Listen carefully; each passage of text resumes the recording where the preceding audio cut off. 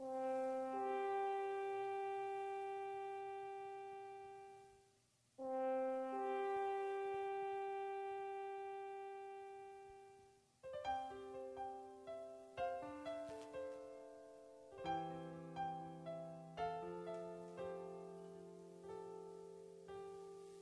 ang iyong mga mata, gumising na at magsaya. Kalimutan na ang problema, tayo na't magpuri kay Jesus.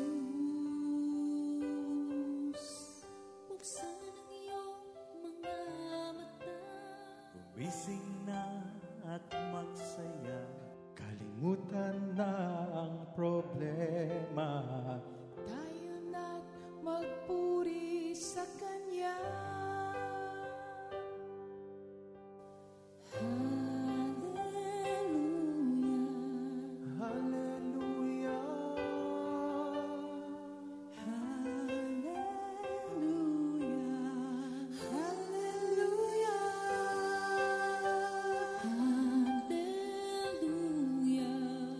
hallelujah.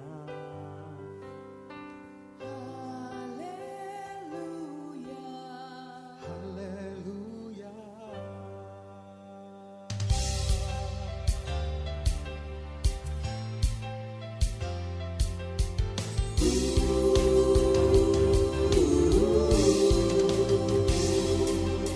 Buksan ang iyong mga mata, gumising na at magsaya. Kalimutan na ang problema, tayo na't magpuri kay Jesus. Buksan ang iyong mga mata, gumising na at magsaya. Kalimutan na ang problema, tayo na't magpuri sa Kanya. Hallelujah, hallelujah, hallelujah, hallelujah, hallelujah, hallelujah,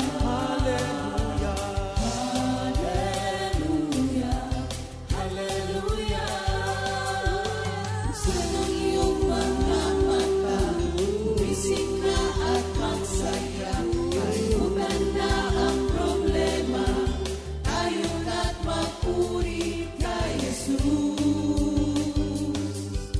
Buksan ang iyong mga mata, gumising na at magsaya.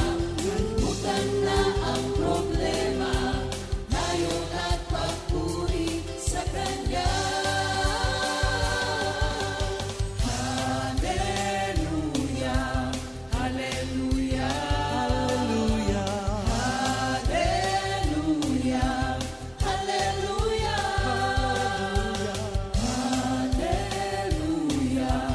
hallelujah, hallelujah, hallelujah. Di ka iiwan, di ka pababayaan. Kumapit ka, umawit ka, at magpuri sa Kanya. Buksan ang iyong mga mata, gumising na at magsaya. Kalimutan na ang problema, tayo na't magpuri kay Jesus. Buksan ang iyong mga mata, gumising na at magsaya. Kalimutan na ang problema, tayo na't magpuri sa Kanya. Hallelujah, hallelujah, hallelujah, hallelujah, hallelujah, hallelujah, hallelujah, hallelujah. sa iyong mga mata, gumising na at magsaya. Kalimutan na ang problema, tayo na't magpuri.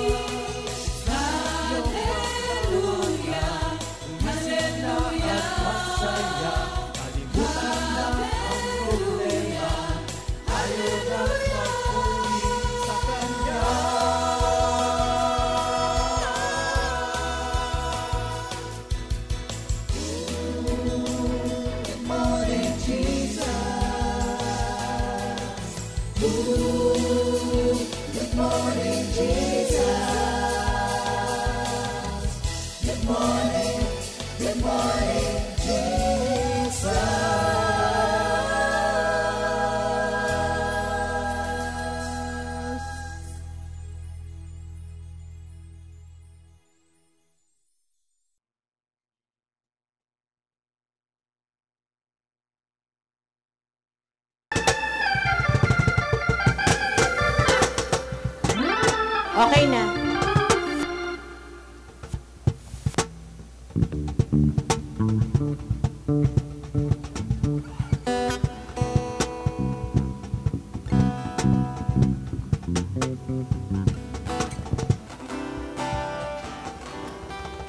Thank you, Lord. Ayan, tayo na po tayong lahat, mga kapatid. Ayan. Bago po tayong mag-umpisa, meron lang pong request. Kung pwede daw pong iwasan daw pong dumaan dito sa harapan kasi nire-record po natin para yung mga kapatiran na wala ngayong gabi, makita po nila yan dun sa ating website. So, iikot lang pong ganon pagka yan.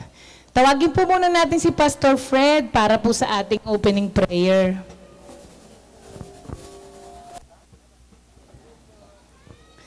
Yan, ngitian muna natin yung katabi natin. Sabihin natin sa katabi natin, Merry Christmas! Dala-dala niyo po ba ang inyong pang-exchange gift? Ayan, thank you, Lord. Hey, want to Hey, parang magpapalitan lang tayo ng mga payong yan eh. check? Hey.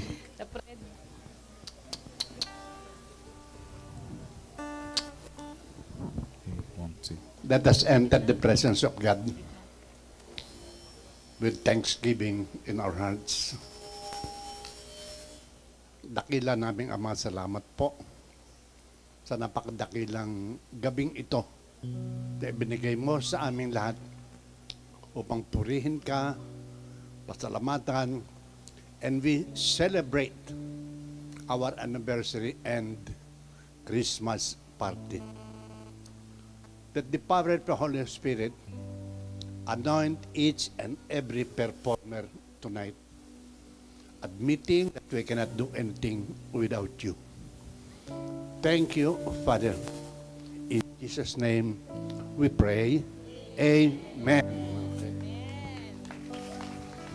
Thank you, Lord. Mas malakas na palakpak, mga kapatid, para sa Panginoon. Pasasalamat. Thank you, Lord. Ayan, happy anniversary din sa ating lahat. Glory to God. Sige po. Pero syempre, bago po tayo magpatuloy sa ating program ngayong gabi, hindi po mawawala ang pagpapasalamat natin kay Lord. Kaya handa po natin ang ating mga puso. Number 1 yan. Handa rin ang mga kamay. Total, nasa labas naman, walang nakahalukip-kip at walang mga blusa sa kamay. Ang lahat ay sumabay sa pagpalakpak sa ating Panginoon. Tawagin ko na po yung ating worship team para po sa ating praise and worship. Thank you, Lord.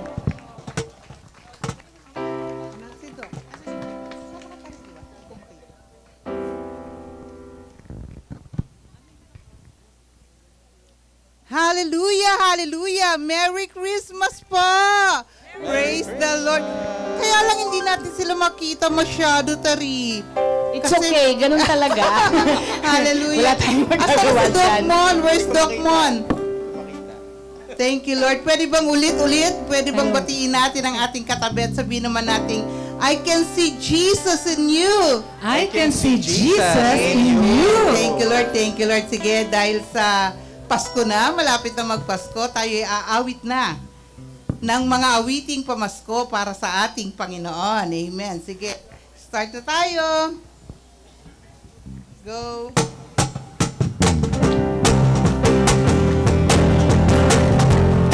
Lahat tayo ay magpuri. Hallelujah.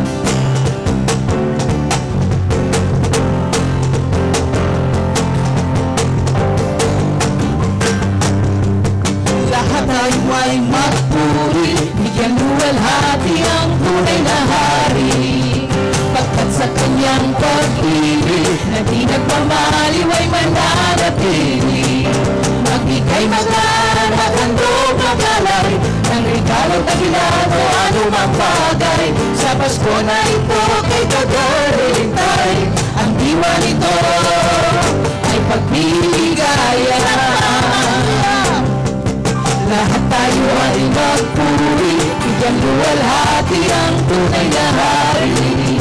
Pagkat sa kanyang pag-ibig na di nagmamaliw ay mananatili.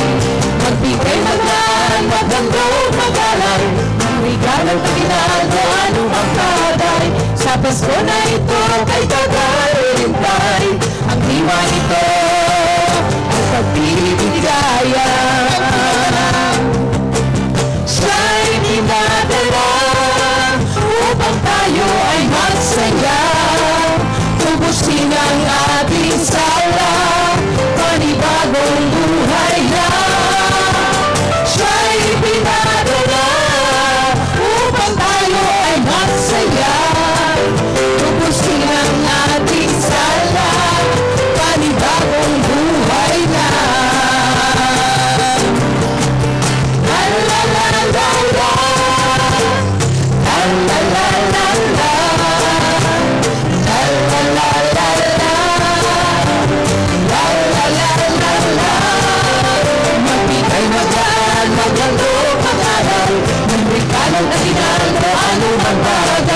Sa Pasko na ito kay tagalintay. Ang diwa nito ay pagmamahalan. Ito na naman ating hinihintay, taon na nataan, parang kung kailan lang. Ating gunitain ang kanyang pagdating, ating sambahin at pagkapuling. Pasko sa ating laging darating, kung laging isipin ang Diyos natin. Pasko sa ating laging darating, kung laging isipin ang Diyos natin. Simon, ito na naman!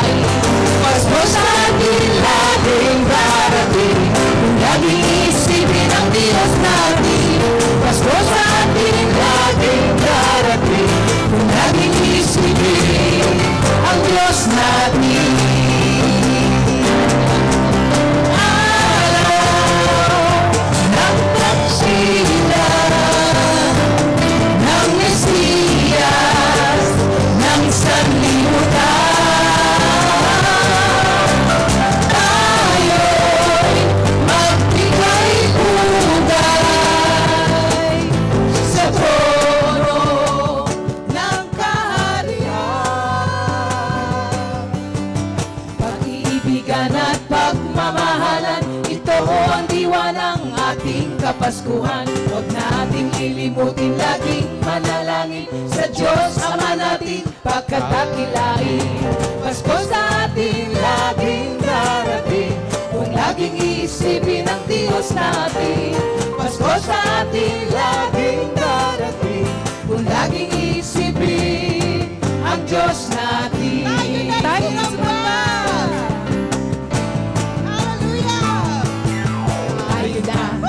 Sumamba, magpasalamat sa ating Panginoon. Tayo na kumanta, sumayaw, sa saliw ng tutugan, kain ang pagmasdan ng nagkakaisa, at sama-sama magkakapatid. Tayo na at sumamba, magpasalamat sa ating Panginoon. Tayo na't kumanta, sumayaw, sa saliw ng tutugan, kain ang pagmasdan ng nagkakaisa, at sama-sama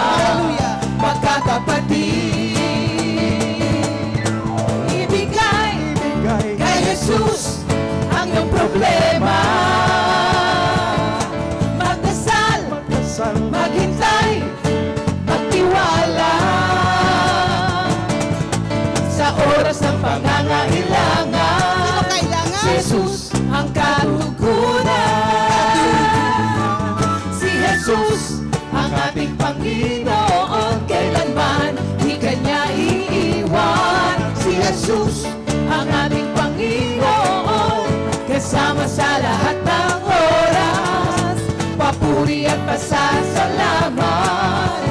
Tanging sa'yo alay.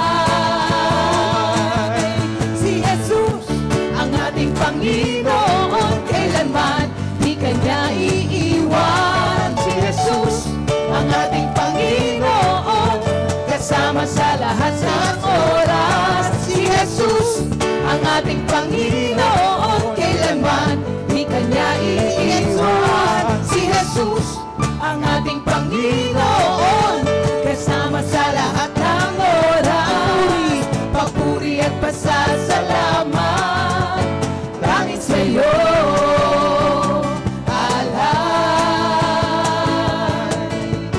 Tanging sa'yo alay.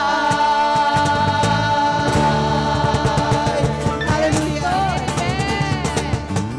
Thank you, Jesus. Ito na. Ayan. Again, magandang gabi sa Comfy Family. Isang wagayway kay Lord. Glory to God. Amen. Hallelujah. Welcome, Comfy Family, sa ating Acrostic Acoustic Afterglow! Amen. Brother Ali, Afterglow. Whoop. Ayan. Whoop. Ayun na po. Woohoo!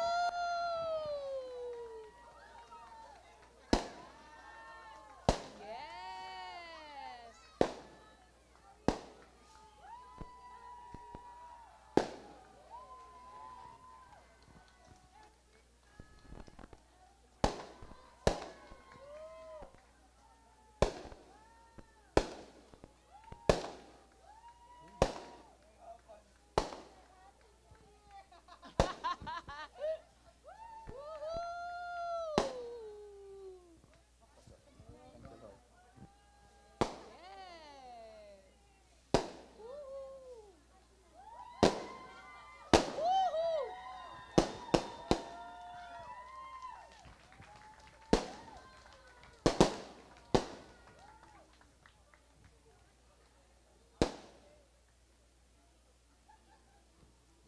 Yun na po yun. Hindi, joke lang, joke lang.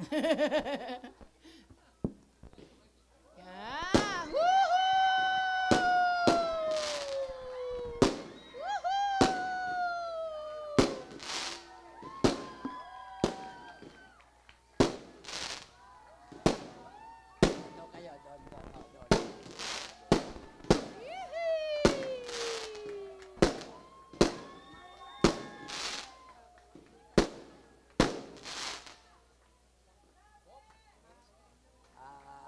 Yay! Meron pa yan! Mami, palit. Sister, yung ganyan, dala rito. Dito. Yan yung basket. Dito sa Eagle. Eagle, palit doon sa... Ito na. Yan. Yan, oo. Punta ka ng dulo.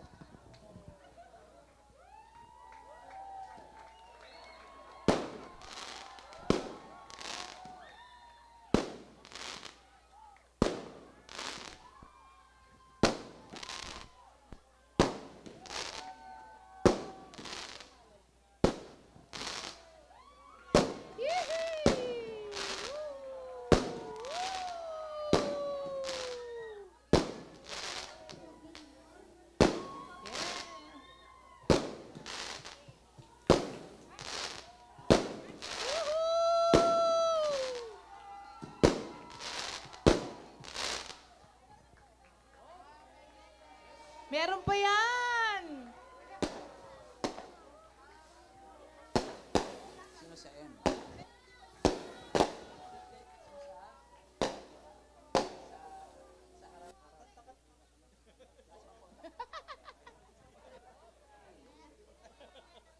Tapos na? Ay, meron pa! Woohoo!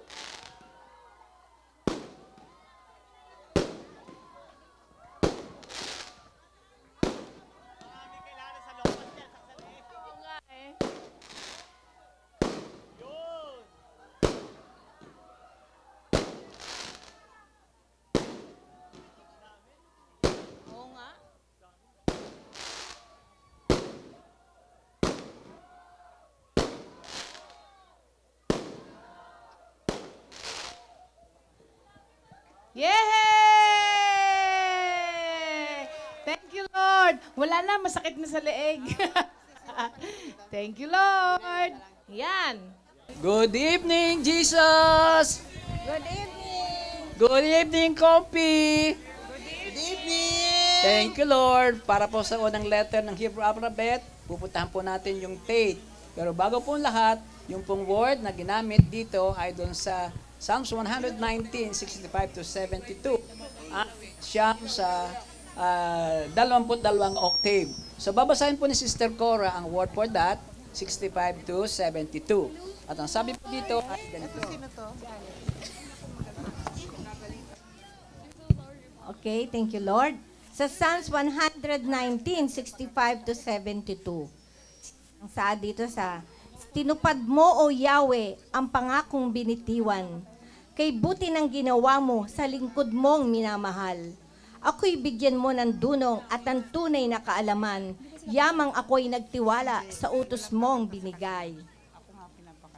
Ang sariling dati-rati namumuhay ng baluktot, nang ako ay parusahan, salita mo ang sinunod. Kay buti mo, O Yahweh, kay ganda ng iyong loob, sa akin na ituro mo ang bigay mong mga utos. Ang gawain nitong hambog, sadyang ako ay siraan. Ngunit buong puso ko ring sinunod ang iyong aral. Ang ganoong mga tao'y sadyang kapos ng unawa, ngunit sa pagsunod sa utos mo, ako'y natutuwa. Sa akin ay nakabuti ang parusang iyon dulot, pagkat aking naunawa ang mahalaga ang iyong utos. Higit pa sa gintot nitong buong sanlibutan, ang mabuting idudulot ng bigay mong kautusan. Purihin ang Diyos. Alleluia, alleluia. Psalms 119, 65 to 72. Ang subscription po niyan, yung ating unang letter, yung ating Tate, as in mate, Tet or Tate. Ano ho ba ang ibig sabihin talaga ng Tate or Tet? Yung po nga ay kasyam na letter at its symbols para bang number of men. Ito yung nagsisignify sa length of time kung saan ang nilikha ng Diyos sa sinapupunan ng mga tao ay tumatagal ng 9 months. Simbolo din po ito ng kagandahang loob ng ating Diyos. Doon sa verse 65, ilang beses na ulit hanggang 7, that the Lord is good. He do good and He is always good. Ang iba pang meaning ng faith ay paradisial. Sometimes it is good and sometimes it is bad. Something like in Genesis 4, nasabi doon ay, everything that God created is good. But then again, He separated light from the evening, from the dark. Ano pa po ang pwede nating makuha dito sa Tate na ito? Ang pwede po nating makuha dito ay, there is something hidden always good in everything that God created. Yung picture ng letter na Tate actually is an inverted one. Ang ibig sabihin, meron naka-hidden message of goodness. In other words, hindi tayo dapat mag-conclude na mga tao ay puspos lamang ng kasamaan. Laging may nakatagong kabutihan dyan. So lastly, which is the focus of our presentation, yung Tate, ang ibig sabihin din po noon ay nagsisimbolo ito ng basket at saka ng nest. Basket at saka ng pugad. And for that, our Makati Kompi will present to you ang ibig sabihin ng mga symbol na ito. So again, mga kapatid, sa pangalan ng Jesus, palakpakan po natin ang ating Panginoon. This is the presentation of Makati Kompi for this evening. Ang una, yan, praise the Lord. Ang una sa M, ito ang word na gagamitin natin ay yung, yan. Doon po tayo sa basket, brother, sister pala, dito sa una, yan. Doon sa basket, next page please. Next page, okay, basket, ito na siya. Ang unang basket, rito, yung basket na ginamit kay Moses upang siya iligtas. Sa Exodus po ito naganap. Ito nga ay kinakailangan upang magkameron ng security ang lahat ng tao. Napakahalaga na ang basket ay maging taguan, lalo pati ay taguan ng mga anak niya sa buhay. Ang pangalawa, doon sa letter A ng Makati, nakita rin po ng kapatiran na meron palang 12 at sa isang verse ay 7 na basket na napakahalaga. Ito tinipon yung mga natitirang fish and loaf na sa pagpapakain ng mahigit na 7,000 tao. So ito ang sabi po dito, how frugal Jesus was. Ang ibig lamang pong sabihin nito, ipinakita ni Lord sa atin na tayo hindi dapat mag-aksaya. Dapat lang lahat nating ginagawa, lalo po ang mga bagay tungkol sa pagkain, ay hindi sinasayang. Ini na maging masinop, tipirin, huwag maging patapon-tapon, lalo na po sa pagkain, sapagkat ay napakahalaga. Ang pangatlo, ito naman po yung basket of fall. See po sa ating Acts, nakita po doon ng kanyang humility. Bagamat siya ay matatas na alagad ng Diyos, hindi po siya nagkunwari na kaya niyang baguhin o kaya niyang talunin ang mga tao na nagsasanay na gustong siya ay patayin. Kaya nga po siya pumayag doon sa mga tao na siya iligtas, pamamagitan ng lagay sa kanya sa isang basket to lower him down para siya ay makaligtas. So ito po yung unang bahagi. Ang ikalawang bahagi naman, para po doon sa ating nest, ito po yung sa parting, praise the Lord. Sa parting dulo naman, doon sa letter I ng Makati, sa nest, ang unang nest po dito ay yung eagle's nest. Yung eagle's nest, matatagpuan po ito sa Deuteronomy 22:1-11. Yung bird's nest are the symbol of the parenting of burgeoning life, physical proof that one time in that place, that nest alive, an offspring had received devoted care and protection. Praise the Lord. Ang pangalawa, doon sa nest, on the far right, ito naman po yung nest kung saan, ang sabi doon sa John 10:16, meron akong ibang mga tupa na hindi pa sa kulungan. Sila'y kailangan din naming dalhin ko at kanilang diringgin ang aking tinig at sila'y magiging isang kawan. Purihin ang ating Panginoon. John 10:16. Ang pangtatlo, yung sa letter A ng Makati, ito po naman yung Jesus manger. Also, another symbol of a nest, a home para sa security ng mga tao. Lucas 2:7. And she gave birth to her firstborn son, and wrapped him in swaddling clothes, and laid him in a manger, because there was no place for them in the inn. Yan ang ikatlong simbolo ng ating nest. And ang pangatlo, of course, yung sa center, will be the focus of our celebration. This is the nativity. On coming to the house, Matthew 2:11, they saw the child with his mother, Mary, and they bowed down and worshiped him. Then they opened the treasures and presented him with gifts of gold, the frankincense, and myrrh. Ladies and gentlemen, mga kapatid, ito po yung simbolo ng faith, the basket, and then the nest. Thank you, Lord. Sige po, pwede nang ang mga artista natin ay bumaba para sa second portion. That is our acoustic afterglow in arts. Yung po mga nasa ibang litratong ito ay talagang pinagbuhusan ng love of their hands para ma-drawing nila. Though some of them ay copied sa Google. But just the same, the message is there. We love to do it for the Lord.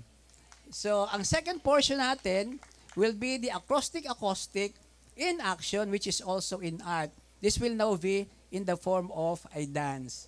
Mga kapatid, ito na po yung ating susunod na bahagi. Kami maghahandog, pagkatapos kami ay sasayaw. Purihin ang ating Panginoon. Narito kami ngayon. Praise the Lord, praise the Lord.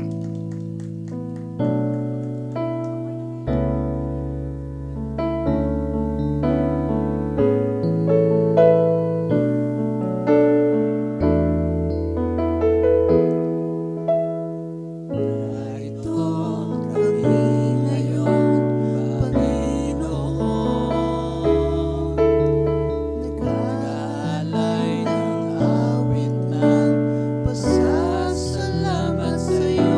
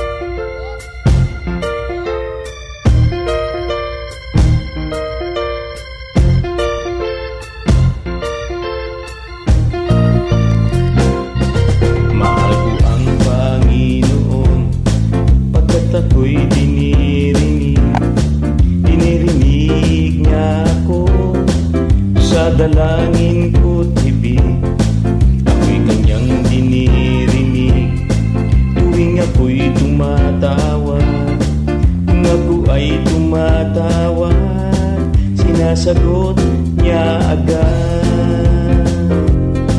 Manalig ka o puso ko, sa Diyos ka magtiwala, pagkat siya ay mabuti, di marunong magpabaya. Manalig ka o puso ko, sa Diyos ka magtiwala, dalangin ko, dalangin mo, dinirinig niya. Mahal ko ang Panginoon, pagkat ako'y dinirinig, dinirinig niya ako sa dalangin ko tibig. Ako'y kanyang dinirinig tuwing ako'y tumatawag. Kung ako ay tumatawag, sinasagot niya agad. Manalig ka o puso ko, sa Diyos ka magtiwala, pagkat siya ay mabuti, di marunong magpabaya. Manalig ka o puso ko, sa Diyos ka magtiwala, dalangin ko, dalangin mo, dinirinig niya. Manalig ka o puso ko, sa Diyos ka magtiwala, pagkat siya ay mabuti, di marunong magpabaya. Manalig ka o puso ko, sa Diyos ka magtiwala, dalangin ko, dalangin mo, dinirinig niya. Dalangin ko, dalangin mo, dinirinig niya. Dalangin ko, dalangin mo, dinirinig niya.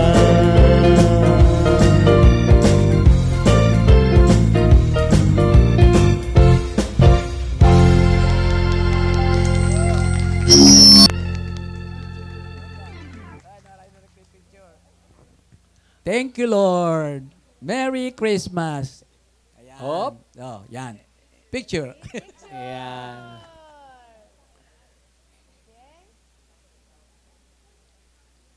Hallelujah. Ayan.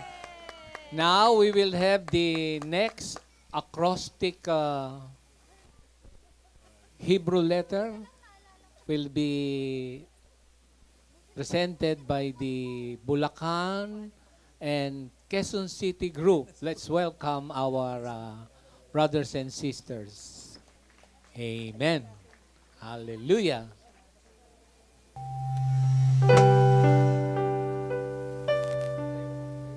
Itong iyong abang lingkod, O Diyos, nawa ay pagpalain, upang ako ay mabuhay at ang utos mo'y sundin. Buksan mo ang paningin ko, pagkat nasasabik masdan ang buting idudulot sa akin ng iyong kautusan. Ang buhay ko sa daigdig ay pansamantala lamang, kaya't wag mong ikukubli sa akin ang iyong kautusan. Ang puso ko'y nasasabik at laging naghahangad. Ang lahat ng tuntunin mo'y masunod ko oras-oras. Ika'y galit sa sinumang palalo at naghahambog. Ang laban sa iyong utos ay sumpa ang inaabot. Sa ganitong mga tao'y ilayo akong ganap. Yamang itong iyong lingkod, ang kautusan mo'y tinutupad. Kahit ako ay usigin o labanan ng pamunuan, itong iyong lingkod, sa utos mo'y mag-aaral. Ang buo mong kautusan, ang sa akin umaaliw. Gurong nagpapayo sa lahat ng suliranin.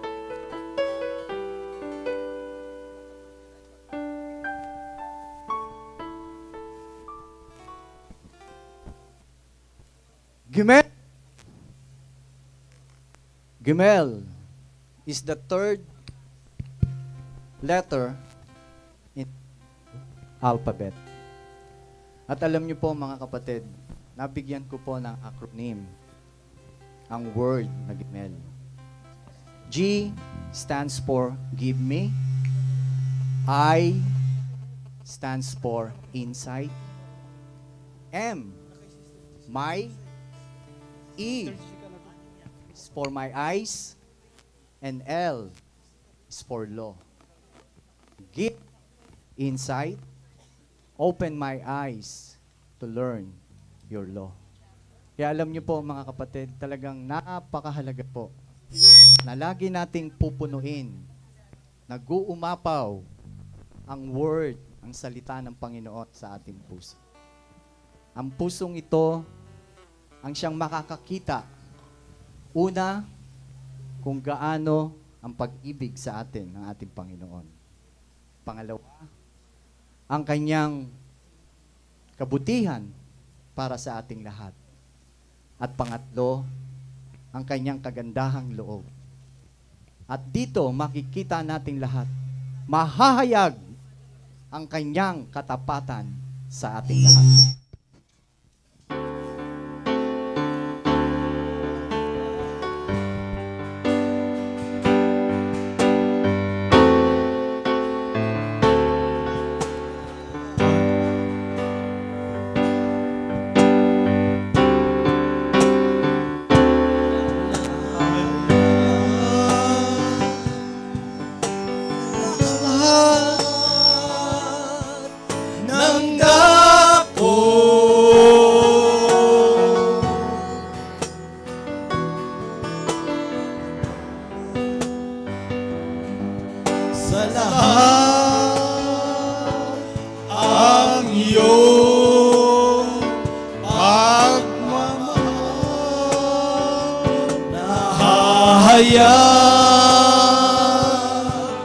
Sa lahat ng dako,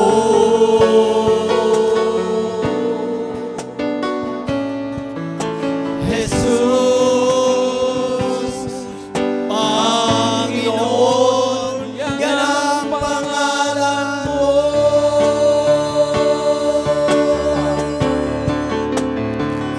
Nahahayag sa lahat ng dako,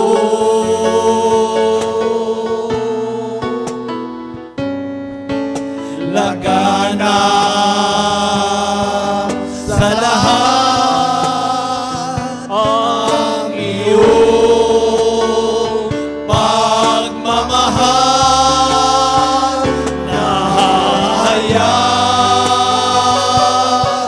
sa lahat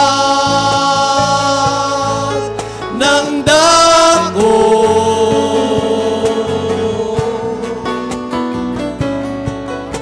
Jesus, Panginoon, yan ang pangalan mo.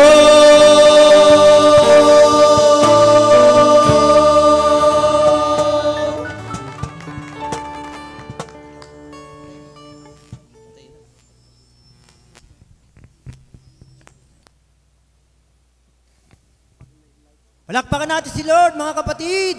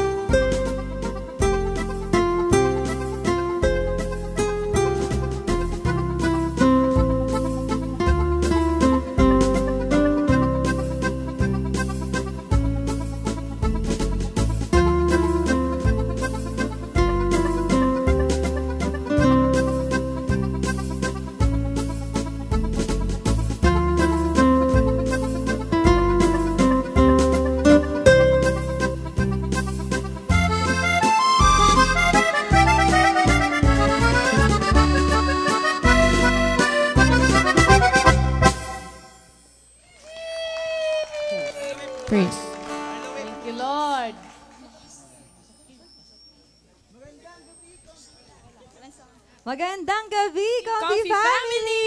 Happy anniversary, Comfy Family! Happy 42nd anniversary! Lahat ng pinagpala, sumigaw ng hallelujah! Hallelujah! Masaya po ba tayong lahat? Amen! Batiin naman natin yung katabi natin. Merry Christmas! Merry Christmas! Ayan. Thank you, Lord, po sa mga brothers and sisters po natin kanina na kumanta, sumayaw at tumula. Ngayon naman po, sabayan niyo po kami muli sa pag-awit sa ating Panginoon. Thank you, Lord.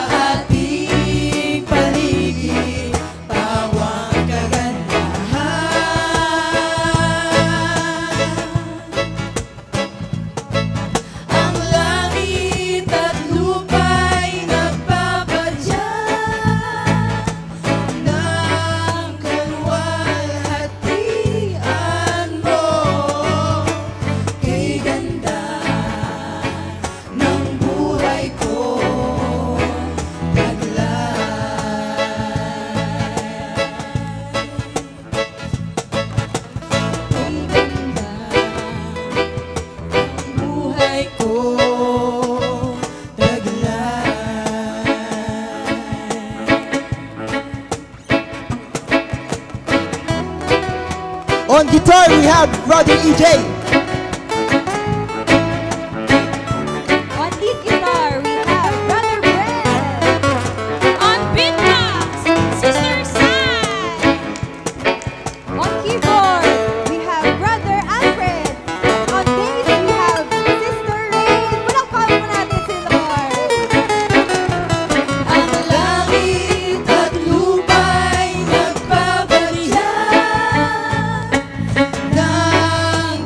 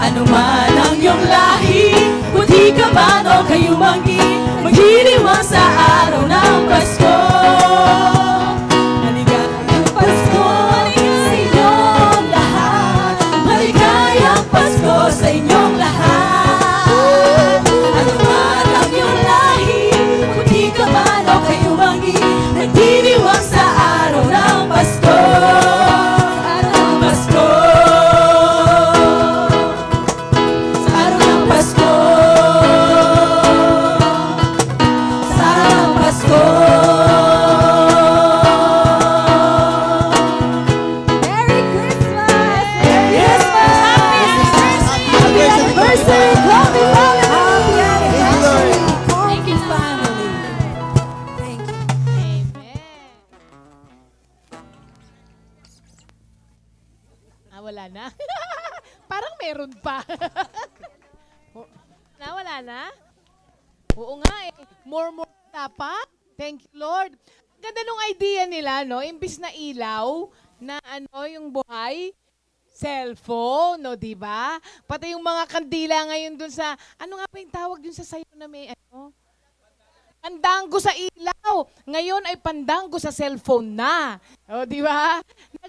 Nag-upgrade ang lahat. Thank you, Lord. Ayan. May napansin po kayo sa mga kapatiran natin? Ano? Pwera doon? Nakita nyo, ilang generation yun, ano? Oo, nagsama na.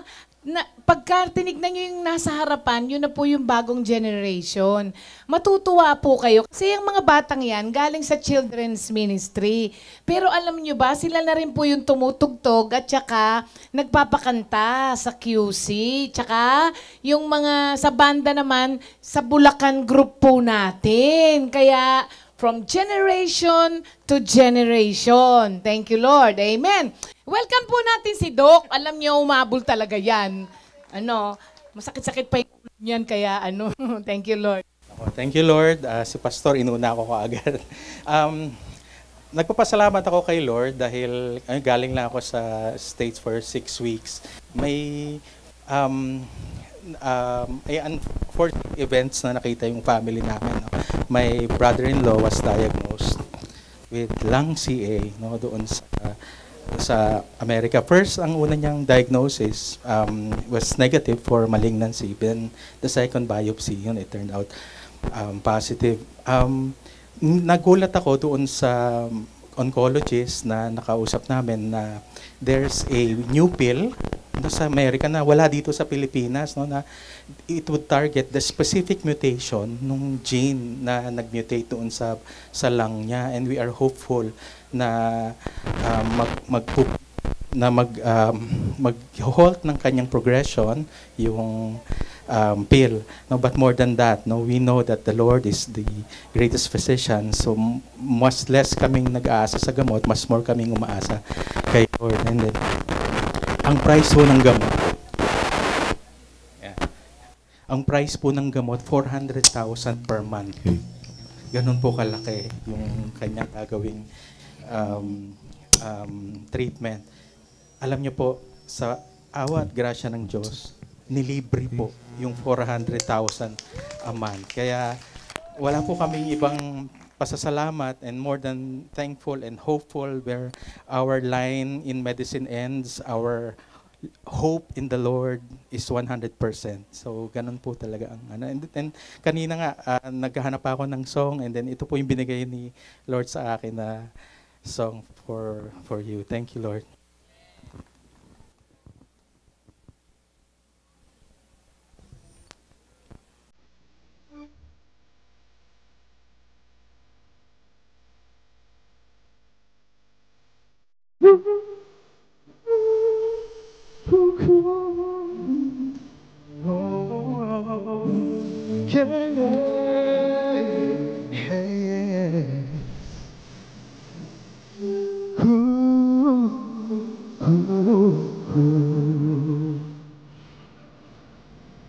Every day they pass me by, I can see it in their eyes, empty feet, headed to nowhere. Of day long to cry days, living fear to fear. Out of highs there, silent rise. Oh, Jesus, peace. People need the Lord. People need the Lord. Out of the broken dreams, still open door. People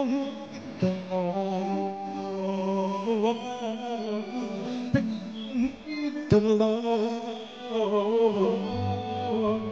when He realized that people need the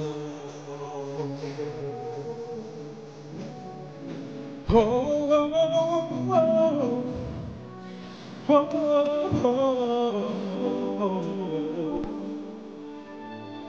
We are born to this life, to a world where wrong seems right. What could be too great a call for sharing life to one who's lost? Through his soul, our eyes can see all the fears they bear. They must see the words of mine. Oh, Jesus,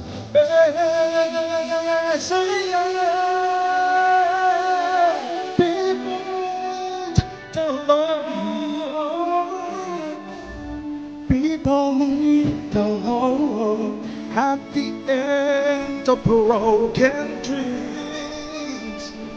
It's the open door. People need the Lord. Be the Lord when we realize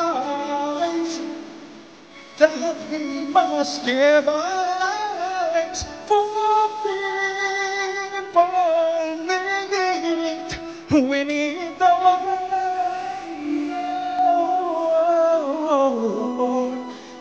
People need. We need the Lord.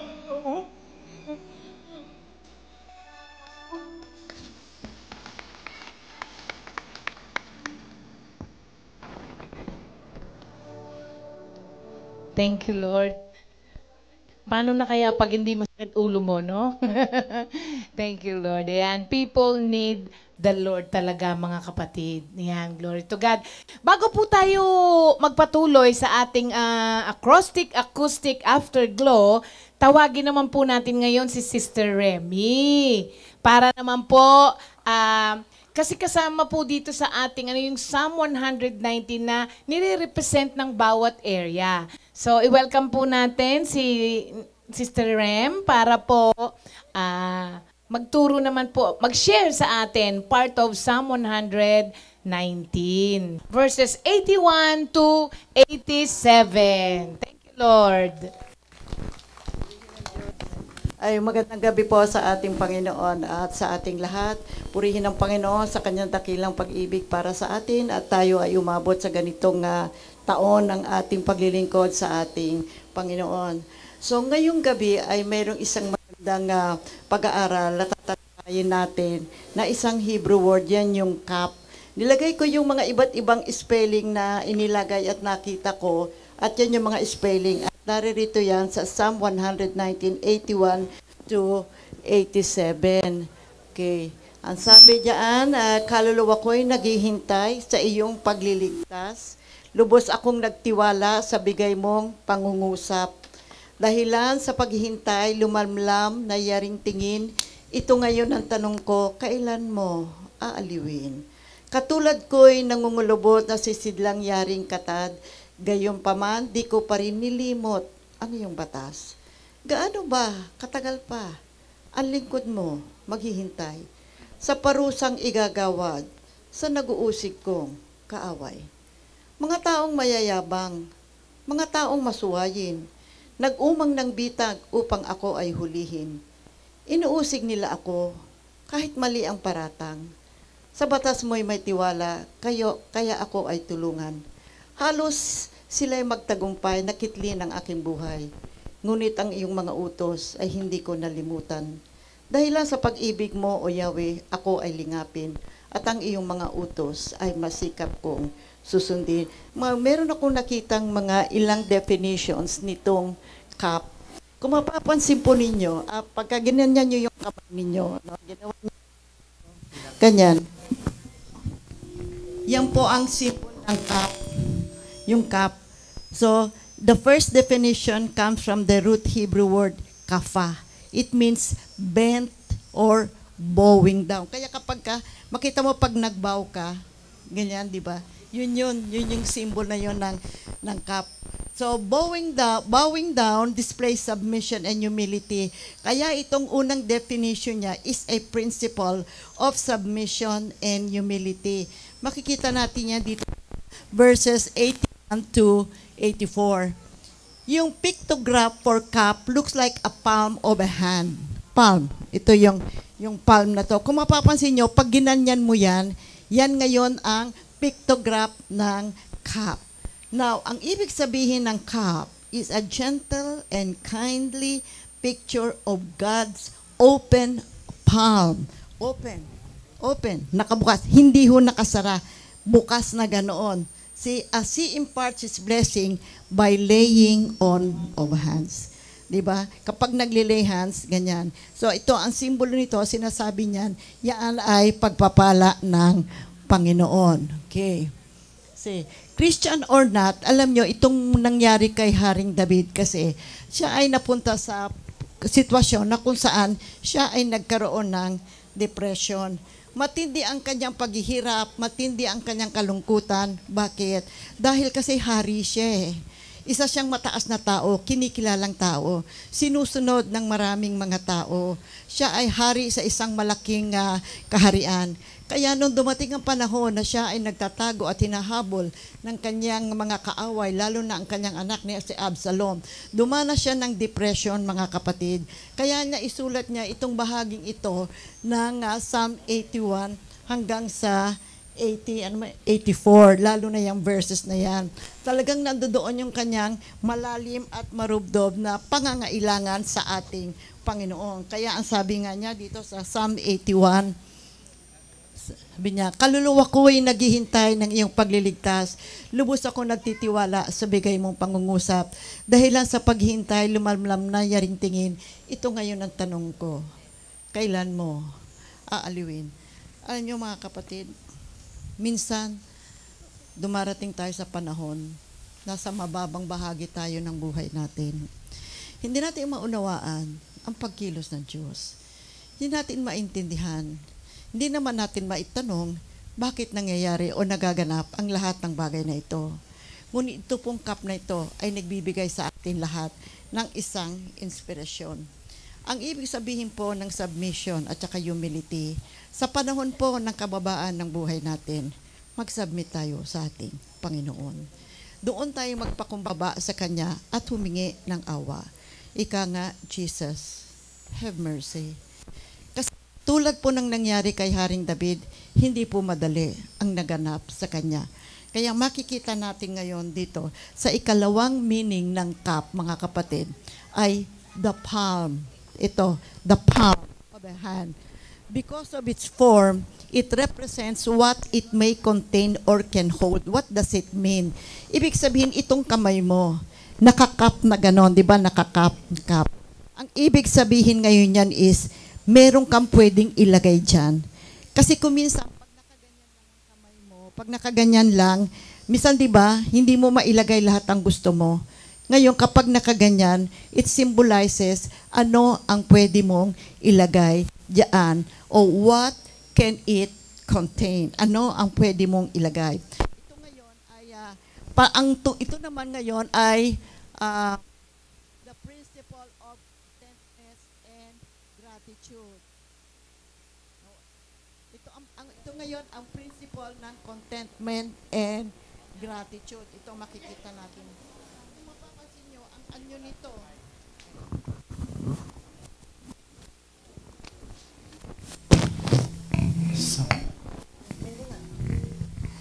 Kung mapapansin po ninyo mga kapatid, hindi ba nakaganito yan? Meron pong ibig sabihin yan mga kapatid. So, what does cup means in Hebrew? It means, ay nawala, bakit nawala doon?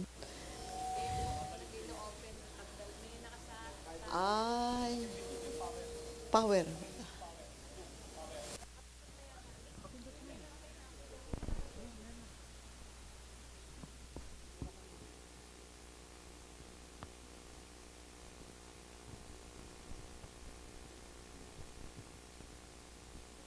Wala pa. Hello. Hello. You have to see kasi the picture eh.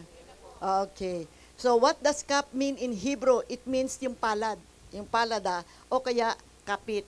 Kasi kapag nakaganyan yan, ano ba ang pwedeng ilagay dito? Yung Hebrew word na yan means hand. At yan ay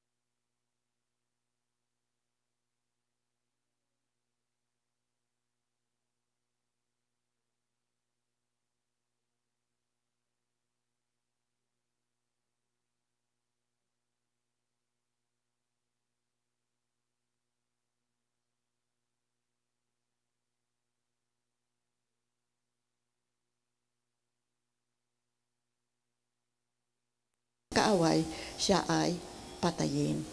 So, kung ito po ay ilalaga natin sa buhay natin, meron din po tayong ganyan na bahagi ng buhay natin. Pero anong ginawa ni Haring David? Tinuturoan tayo dito sa pag-aaral ng kap. Tumawag siya sa Panginoon. Kaya ang sabi nga niya, kailan pa Lord?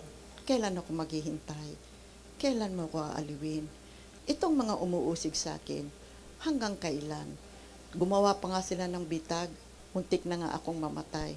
Ngunit, Panginoon, ako'y naghihintay. At sa salita mo, ako ay tumatangan. Sa mga salita mo, ako ay nagtitiwala. Sa mga salita mo, ako ay sumusunod. Sa mga salita mo, ang tanging kayamanan ko. Yun ang sinabi ni Haring David.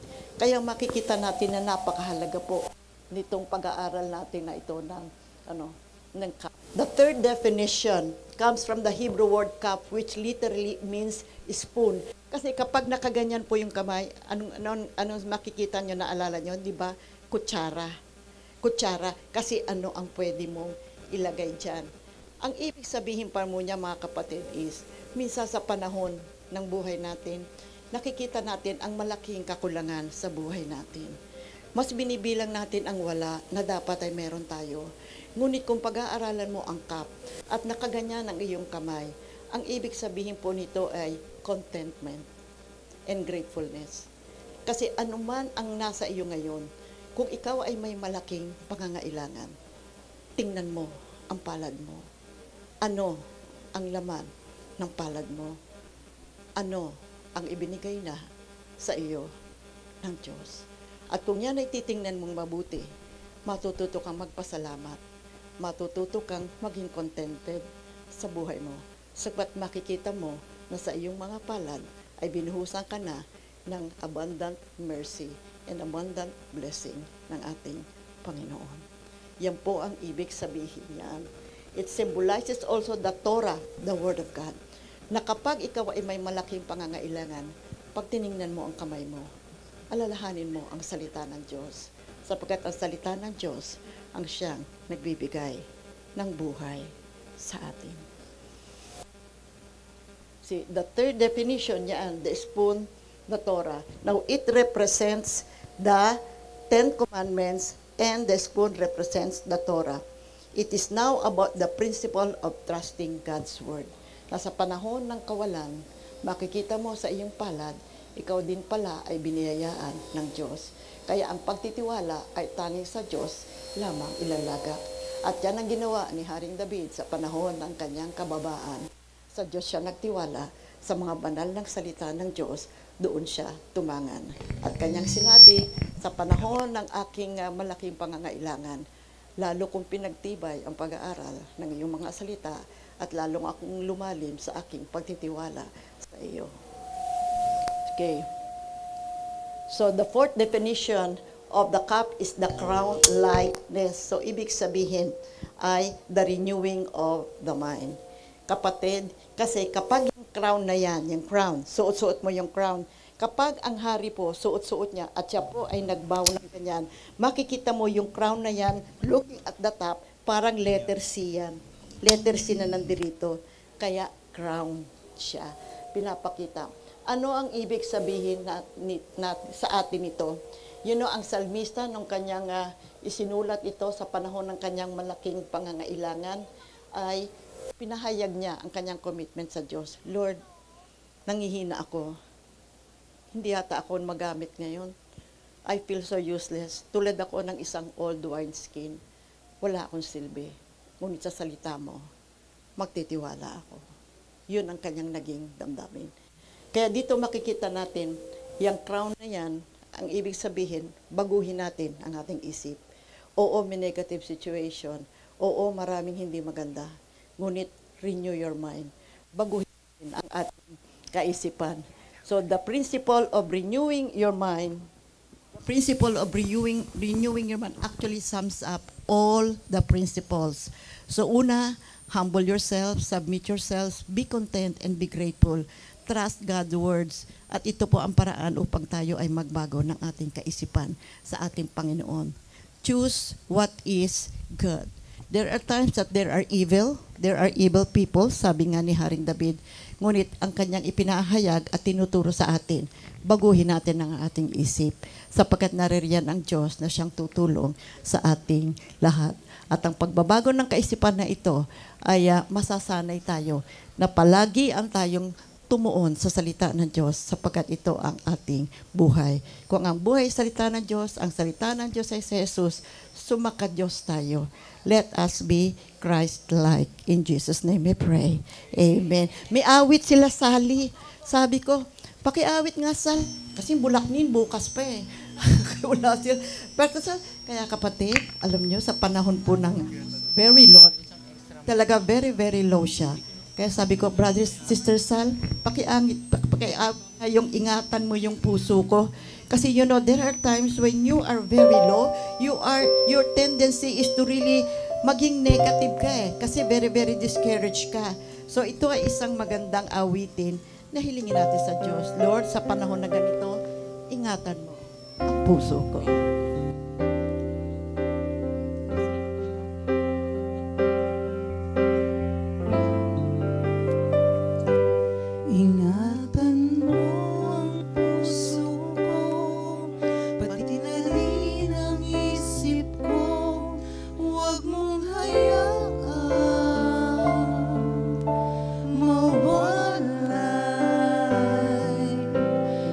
Piling mo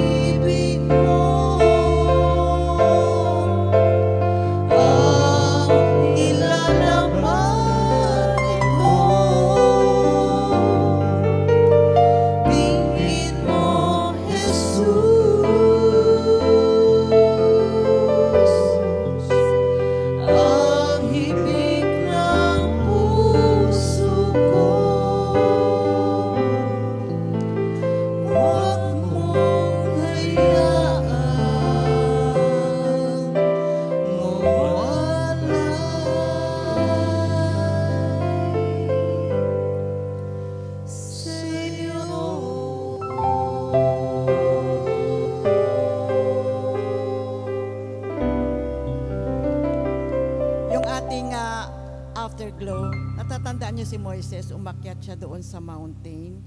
Di ba nung pagbaba niya, nagniningning yung mukha niya. Kung mapapansin niyo, nawala din yung ningning na yun eh. He returned to normal. But there is hope because Jesus, yung kanyang kaningningang, hindi nawawala. That's why may pag-asa tayo sa Diyos pagkat ang kaningningan niyan ng ating Panginoon ay nananatili. In Jesus' name, amen. Thank you, Lord. Yan. Alam niyo mga kapatid, ang dami po talaga ngayong pwedeng magnakaw ng kapayapaan, ng kagalakan nating lahat. Di ba sabi nga nila, magkano na po ang isang sakong bigas ngayon? Sabi ng iba, magpapasko pa naman. Pero alam niyo po, salamat na lang, nakuha natin yung sikreto. Opo, wala sa mga chances and changes sa buhay. Kaya yung ating pinaka-theme, sabi rin nung word natin kanina, love thy word. Yung po talaga ang pinakasusi. Mahalin ang salita ng Diyos. Kasi alam nyo, kapag ka ang salita ng Diyos ang minahal natin, pwedeng magbago ang lahat. Pati nga yung mga tao sa paligid natin, pwedeng magbago eh. Pero, yung ating faith, may stability. Kasi ang mahal mo ay ang salita ng Diyos. At yun po ang magke-carry through sa ating lahat, anuman po ang mapagdaanan natin. Thank you, Lord.